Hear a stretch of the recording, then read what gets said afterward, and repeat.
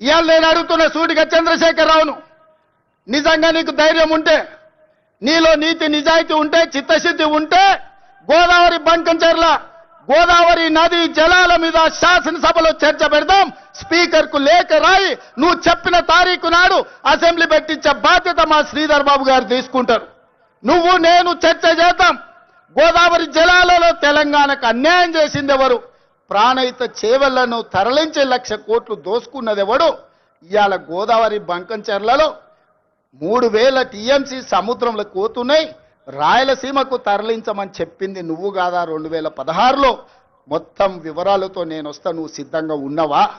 నువ్వు చెప్పినాకనే కదా ఉమాభారతి గారి ఆదేశాల మేరకు చంద్రబాబు నాయుడు గారు 2016లో ఆనాడు జీవో ఇచ్చిండు, గోదావరి నుంచి బంకంచెర్లకు నీళ్లు తరలించడానికి. హంద్రీ నీవాకు 400 టీఎంసీలు తరలించడానికి 2016లోనే జీవో ఇచ్చిన మాట వాస్తవం కాదా? 2018లో వ్యాప్కోస్ను నియమించింది నిజం కాదా? వ్యాప్కోస్ సంస్థ 400 టీఎంసీలు గోదావరి జలాలను హంద్రీ నీవాకు బంకంచెర్ల ద్వారా తరలించడానికి ప్రాజెక్టు రిపోర్ట్ ఇచ్చిన మాట వాస్తవం కాదా?